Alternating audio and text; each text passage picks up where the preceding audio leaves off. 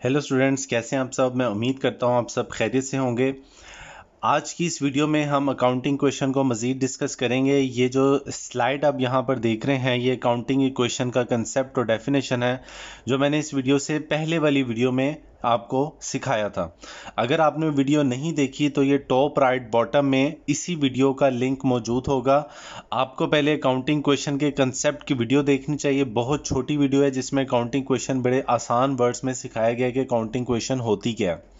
तो पहले आपको वो वीडियो देखनी चाहिए, उसके बाद आपको काउंटिंग क्वेश्चन के प्रैक्टिस क्वेश्चंस को देखना चाहिए।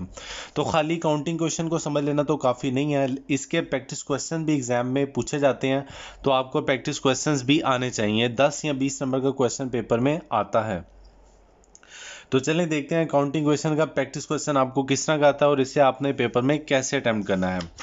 तो चलें डिस्कस करते हैं, स्टार्ट करते हैं इसके फॉर्मेट के साथ। ये देखें स्टूडेंट्स, आपके सामने मैंने यहाँ पे एक नीट फॉर्मेट बनाया हुआ है। आपका काउंटिंग क्वेश्चन का फॉर्मेट भी इसी तरह होना चाहिए।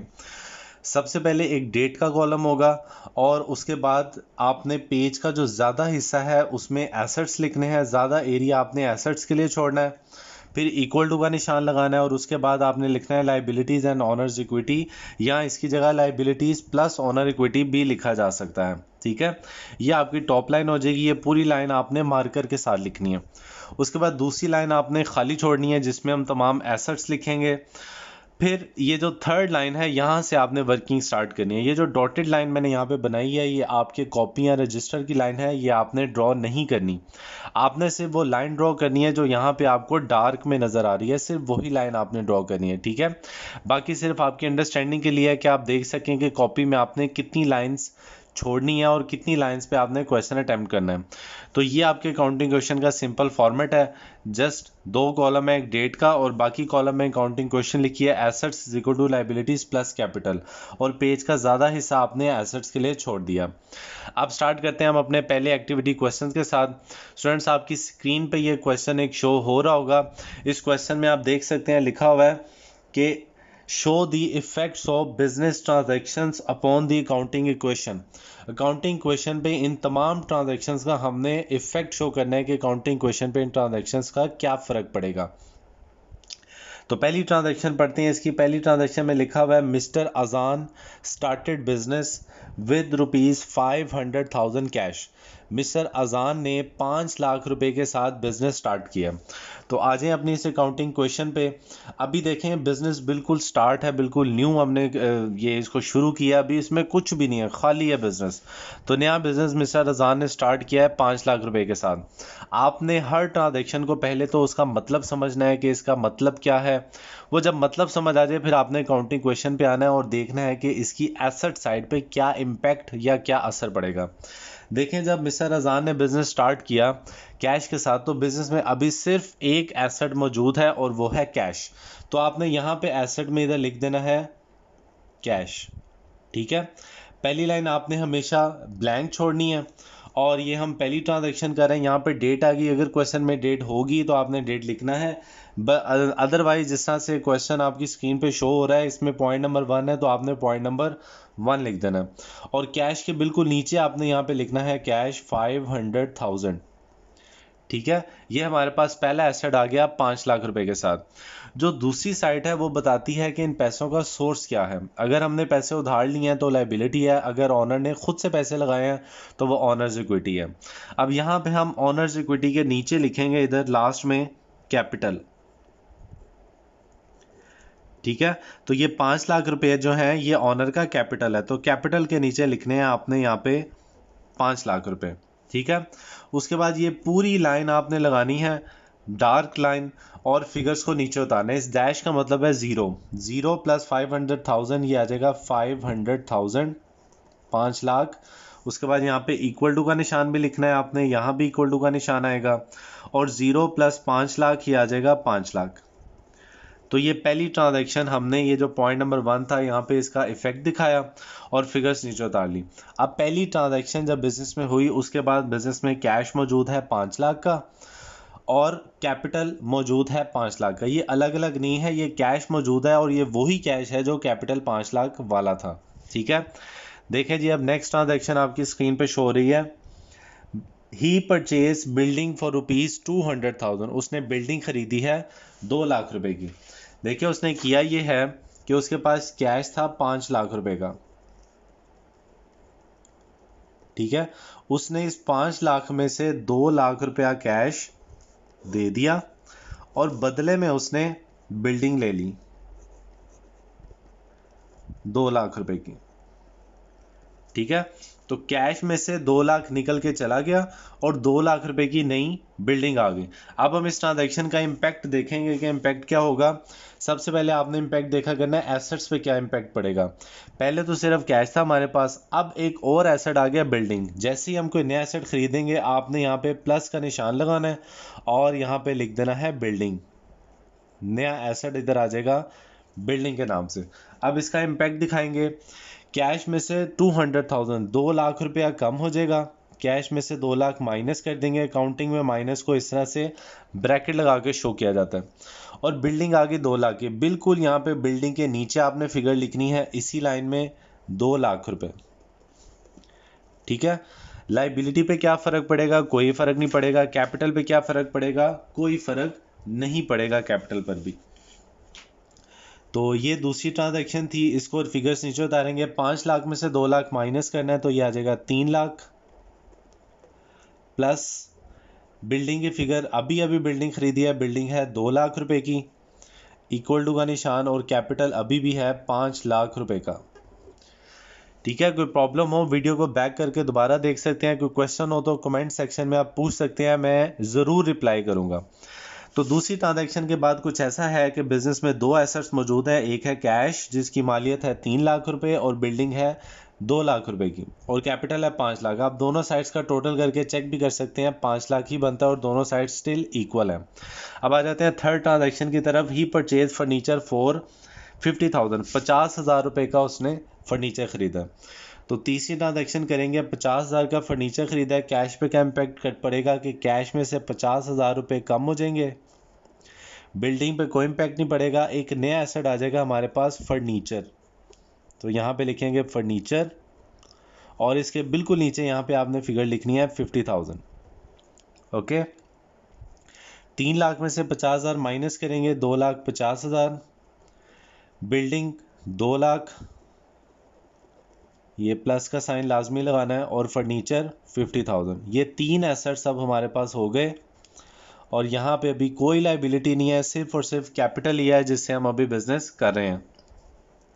नेक्स्ट ट्रांजैक्शन है ही परचेज गुड्स फॉर 150,000। अब उसने 1,50,000 रुपए की गुड्स खरीदी हैं, एक और एसेट खरीद लिया।